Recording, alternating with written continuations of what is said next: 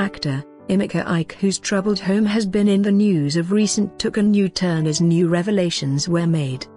The matter is in court, and he is accusing Rev Chris Okotie of being behind his wife in the crisis, by hiring the services of a senior advocate of Nigeria, SAN, for the purpose of destroying his home.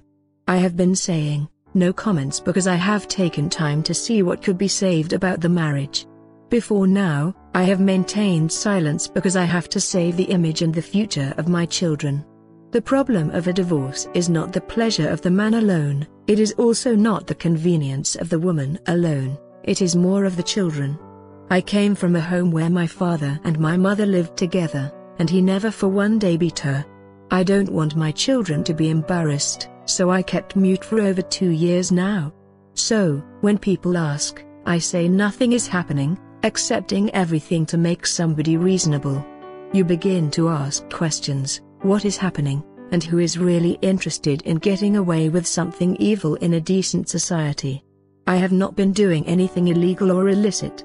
The only issue has always been what I stand for. I am a firm man. I am a principled man. I build my life on the basis of integrity. So, when I say no, people tend to say I'm stubborn. But nobody can say Emeka Ike threw somebody's cup of Gary away. For this matter, the court has justified my position by giving me judgment for the 13 prayers I made. It shows that I know what I was doing. I was acting on behalf of the system or the society, and the court feels my position and said, yes, this is what it should be like. And when you see the judgment, you will say, yes, this is what it should be like. Nobody should take advantage of that and put wrong information about me that I am beating my wife. What about my image? I worked for it all my life. Who is issuing the checks? Who is bringing out the money that is making this thing national news? Who is that man putting money behind the press men? I sit in my house and I watch a television program, where one presenter that should have known that the ethics of journalism is to be professional enough to call the second party did not even look at my side. The presenter and her panelist started calling me names. And that before God never happened. I felt caged in as a human being. Am I not locked in by my profession? We are not mad people because we are entertainers. I have been begging because I want to save the image. And there is nothing more to say. Please, come back and take care of your children, somebody who used to look at their assignments when they come back from school, somebody who used to bathe them and get them ready for the next program and work with the father. This is what we agreed. What is happening? You said you are not happy, you are having pain in your chest. I asked, what do you want? She said she wanted to see a doctor. Let us go to the medical center at Yaba. Let us go overseas to check everybody in the family. Let us go to Disney World to have fun to get back your grip in the marriage. People just get involved because it is a stout relationship, everybody gets involved. And if you have a very bad woman, sorry about that, there is nothing I can do about it. If a man's wife could leave her house and begin to do all sorts of damage to his image, is that right in African context? And somebody will come and start saying Emeka Ike did this or not and he is called a bad man. Are the witnesses? Which neighbor will come and say yes?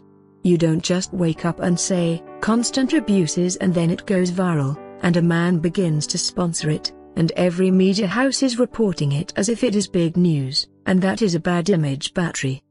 Saturday Sun investigation reveals that, early in the year, Emeka had dragged a young man to Special Anti-Robbery Squad, SARS, alleging assault. Emeka had alleged that the young man was having an affair with his wife and was also threatening to kill him. In the course of investigation, the young man was arrested. At the police station during interrogation, Emeka kept repeating that his major concern is the safety of 2 of his kids who are still in the custody of the wife.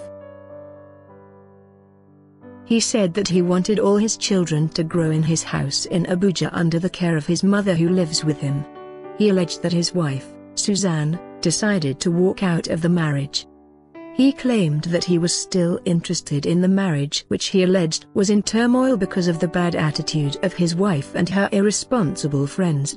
Also indicted was an Indian woman who was the proprietor of Emeka's school. The Indian woman, who was also dragged into the matter, said that she was the one managing Emeka Ike's school at Magodo, Lagos, before it was closed down last year. According to her, when the problem started, Suzanne was forced to take shelter in Mau in Ogun State. This was where she could get an affordable house and started her life all over again. It was in the process that the accused man decided to assist her. She insisted that Emeka misunderstood the whole process. Bitter at the situation, Suzanne said that it was a ploy to frustrate her so that Emeka can gain custody of their 4 kids. I did everything possible to make our marriage work. He battered me at any little provocation. I had to stay at home as a full-time housewife just to ensure that our children do not lack parental care while he was always on the move because of his career. He threw me out of the house and left with 2 of our kids. I had no choice but to hold on to the last 2 who were still very small. I did all I could as a mother to provide for them.